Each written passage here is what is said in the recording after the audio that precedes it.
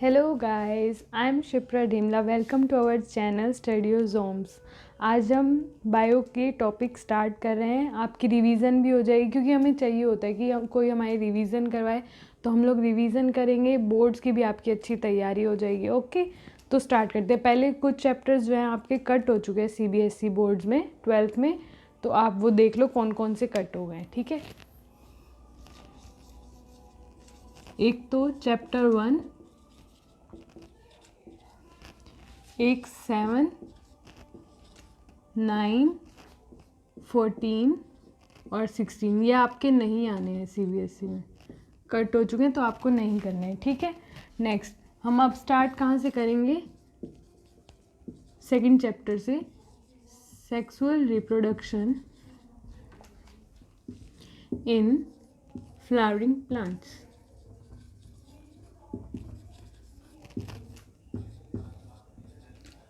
जब हम प्लांट्स के बारे में सोचते हैं तो मेन हमें क्या याद आता है? फ्लावर ही तो याद आता है, और यही मेन पार्ट है हमारे पूरे प्लांट में। एक फ्लावर ही होता है जिससे फिर वो फ्रूट बनता है और हम वही खाते हैं। ठीक है, तो हम प्लांट के बारे में, प्लांट के फ्लावर्स जो होते हैं उनके बारे में करेंगे। फ्लावर में कौन कौन से पार्ट्स होते हैं हमारे?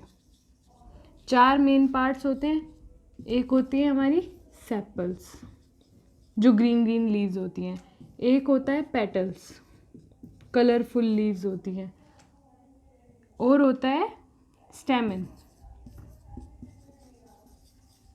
और एक होता है पिस्टिल।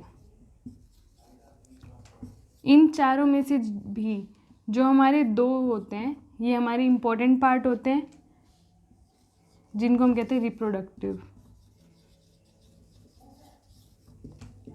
पार्ट्स होते हैं ये हमारे।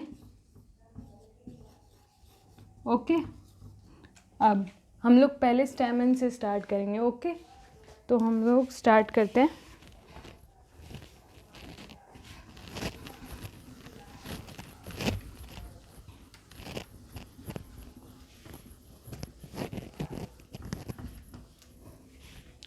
स्टेमन क्या होता है? जो स्टेमन होता है वो मेल रिप्रोडक्टिव पार्ट होता है। स्टेमन में 2 पार्ट्स होते हैं, कौन कौन से?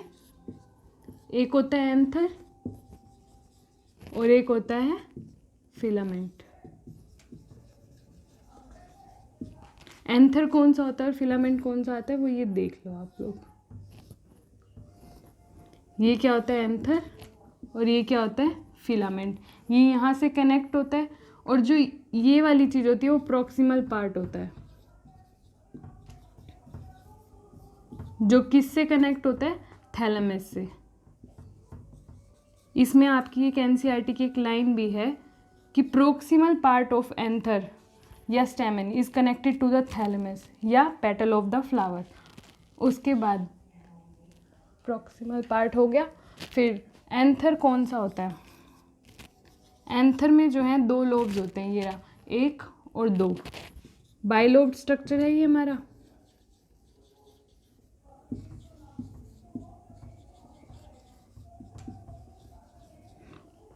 दो लोब्स होते हैं। लोब में भी जो है वो 2 में डिवाइडेड है। तो एक लोब में जो क्या है, 2 कंपार्टमेंट और हैं, तो उसको हम क्या बोलते हैं? डायथिकस।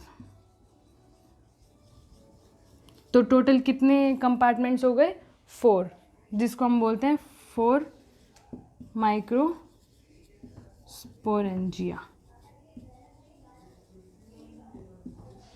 ओके, बहुत सारे हो तो स्पोरेंजिया, एक हो तो हम स्पोरेंजियम लिखते हैं। ठीक है, अब हम स्टार्ट करते हैं। और यही माइक्रोस्पोरेंजियम जो है आगे जाके क्या बनते हैं? पोलन सैक्स, जिसमें हमारे पोलन जो होते हैं वो डेवलप करते हैं। ठीक है, तो हम लोग स्टार्ट करते हैं।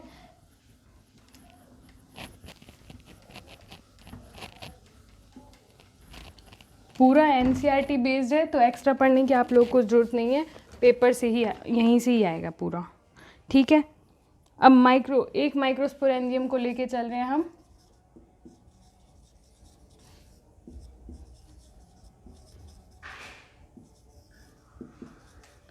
अब माइक्रोस्पोरेंजियम में जो है लेयर्स कौन कौन सी होती है? 4 लेयर्स होती हैं हमारी। कौन कौन सी होती हैं? बाहर वाली को हम क्या बोलते हैं? एपिडर्मिस। वो सब में ही होती है, जैसे हमारी बॉडी में होती है ऐसे ही इसमें भी होती है एपिडर्मिस। फिर आती है एंडोडर्मिस, फिर आती है मिडल लेयर, फिर आती है टेपिटम। काम क्या करते हैं? जो आउटर लेयर्स होंगी वो हमेशा प्रोटेक्शन का काम करती हैं, तो ये क्या करेगी? प्रोटेक्शन। और क्या करेगी? एंथर का डाइसेंस करने में भी हेल्प करेगी।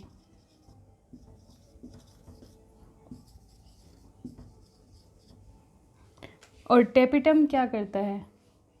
न्यूट्रिशन प्रोवाइड करता है। और जो भी लेयर न्यूट्रिशन प्रोवाइड करती है वो क्या करेगी? मल्टीलेयर्ड क्या, न्यूक्लियस उसमें ज़्यादा होंगे, मल्टी न्यूक्लिएटेड होगा, ठीक है, और डेंस होगा उसका साइटोप्लाज्म। फिर जब एंथर यंग होता है, अभी यंग स्टेज में है, तो हम उसके अंदर जो टिश्यू होता है उसको हम स्पोरोजेनस टिश्यू कहते हैं।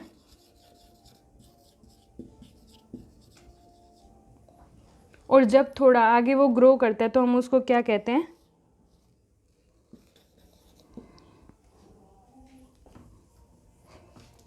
Pollen mother cell. जो हर एक सेल है जो आगे क्या करेगी? माइक्रोस्पोर बनाएगी, उसको हम क्या बोलेंगे? पोलन मदर सेल, ठीक है।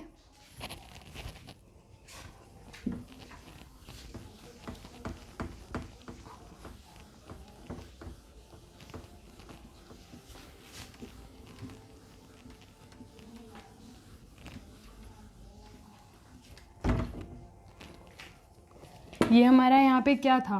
स्पोरोजेनस टिश्यू था।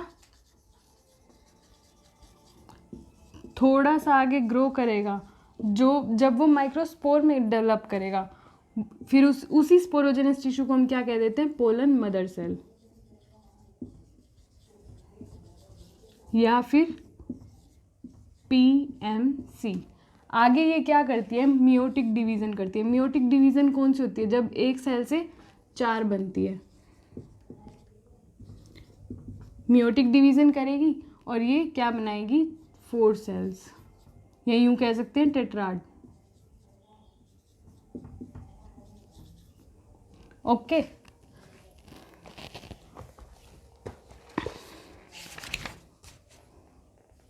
और पोलन मदर सेल से क्या हो रहा है? सेल्स बन रही हैं, माइक्रोस्पोर्स बन रहे हैं। इन्हीं टेट्राड्स को तो हम क्या कहते हैं? माइक्रोस्पोर्स बोलते हैं। और इस प्रोसेस को हम क्या कह सकते हैं? माइक्रोस्पोरोजेनेसिस। जेनेसिस मतलब होता है कोई चीज़ ग्रो करना, कहीं कोई चीज़ जनरेट हो रही है, तो उसको हम क्या बोलेंगे? माइक्रोस्पोरोजेनेसिस।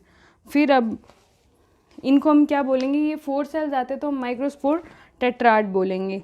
यही आगे जाके क्या बन जाएंगी? जो ये 4 सेल्स होंगी वो आगे जाके क्या बन जाएंगी? Pollen grain. ऐसी जो सारी सेल्स हैं वो PMC का काम करेंगी, तो हमारे पास सारे PMC जो है डिवाइड करेंगे मियोटिक डिवीज़न, और आगे क्या बना देंगी? Pollen grains. जब भी हमारे पास जो है बहुत सारे पोलन ग्रेन्स आ जाते हैं। अब हम पोलन ग्रेन्स के बारे में पढ़ते हैं। पोलन ग्रेन ही जो होता है वो हमारा मेल गैमेटोफाइट होता है। एक तरह से गैमेट ही हो गया ना वो, मेल गैमेटोफाइट। अब हम पोलन ग्रेन के बारे में पढ़ते हैं कि पोलन ग्रेन की क्या क्या क्वालिटीज़ हैं, क्या क्या है उसका साइज़ वगैरह जो भी है, ठीक है। पोलन ग्रेन का जो साइज़ है, एक तो स्फेरिकल होता है, उसका साइज़ कितना होता है? 25 to 50 माइक्रोमीटर। सारा कुछ इसमें से रीड करने की ज़रूरत नहीं है, जो काम का हो वही रीड करना, आप लोग का पेपर आराम से अटैम्प्ट हो जाएगा। ओके, 25 से 50 माइक्रोमीटर। अब जो ये पोलन ग्रेन होता है, इसकी आउटर साइड जो एक लेयर होती है जिसको हम बोलते हैं एक्साइन, और अंदर एक लेयर होती है जिसको हम बोलते हैं इंटाइन। जो एक्साइन होता है वो किसका बना होता है? स्पोरोपोलोनिन का।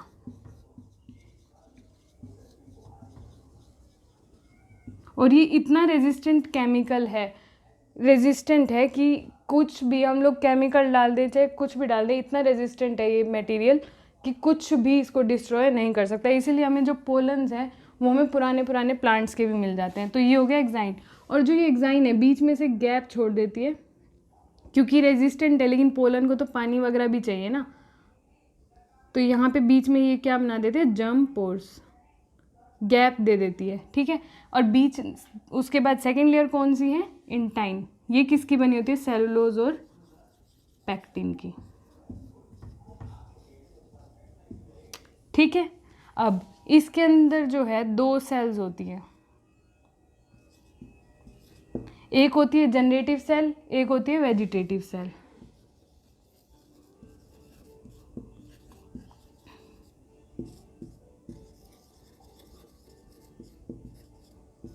ये माइटोटिक डिवीज़न करके जो है 2 सेल्स बना लेती है जो हमारा पोलन होता है। तो 2 सेल में आ जाता है जनरेटिव सेल और वेजिटेटिव सेल। और जो 60% एंजियोस्पर्म्स होते हैं वो इसी स्टेज में ही शेड करते हैं, कि 2 सेल स्टेज होगी तो पोलन ग्रेन्स शेड हो जाते हैं। लेकिन जो बाकी के 40% हैं वो 3 सेल स्टेज में शेड होते हैं, लेकिन मैक्सिमम कितने में होते हैं, 60% में। और एक चीज़ याद रखनी है, जो वेजिटेटिव सेल होता है, जो न्यूक्लियस होता है वो बड़ा होता है और जनरेटिव सेल का बड़ा नहीं होता, छोटा सा ही होता है। और खाना किस में मिलेगा हमें, वेजिटेटिव सेल में ही मिलेगा। और जो जनरेटिव सेल है वो छोटा होता है और पूरे सेल में ये फ्लोट करता रहेगा। ये यहाँ तक हो गया। और जो ये 3 सेल में बनता है ना, जो जनरेटिव सेल होती है वो माइटोटिक डिवीज़न करती है और 3 सेल स्टेज बनाती है। वेजिटेटिव सेल ग्रो नहीं करेगी आगे। अगर किसी में 3 सेल स्टेज आ रहा है तो वो जनरेटिव सेल ही जो है आगे माइटोसिस करेगी और 2 सेल बना देगी। अब जो कई लोगों को इससे भी एलर्जी हो जाती है, अस्थमा हो जाएगा, ब्रोंकाइटिस हो जाएगा, कोई भी प्रॉब्लम हो सकती है। जो हमारे पोलन ग्रेन्स होते हैं ऐसा तो है नहीं कि उनकी वायबिलिटी ख़त्म नहीं होगी। एक टाइम पीरियड आता है ना कि पोलन ग्रेन्स वहाँ से रिलीज़ हुए, एक टाइम पीरियड बाद वो ख़त्म हो जाएगा। तो जो ये पोलन ग्रेन्स होते हैं सबकी वायबिलिटी अलग अलग होती है। जैसे वीट और राइस की है, इनकी सिर्फ 30 मिनट है कि वहाँ से वो रिलीज़ हुए, 30 मिनट बाद वो आगे जो है जनरेशन प्रोड्यूस नहीं करेंगे अगर वो प्लांट पे सेटल हो भी गए तो। अगर 30 मिनट्स हो गए, 30 मिनट्स बाद कोई वैल्यू नहीं है उनकी। और कुछ फैमिलीज़ है, रोज़िएसी हो गया, लेग्यूमिनेसी हो गया, इसमें कुछ मंथ की होती है।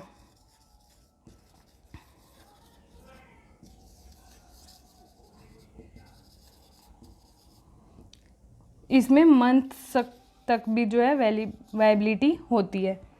फिर आते हैं जो पोलन ग्रेन्स हैं हमारे, अगर हम चाहते हैं कि हमारे पास रहें, क्योंकि कुछ प्लांट्स जो होते हैं हमें उन्हें स्टोर भी करना होता है, कहीं वो प्लांट जो है ख़त्म ना हो जाए, तो उसके जो हम पोलन होते हैं वो संभाल के रख लेते हैं। कहाँ पे,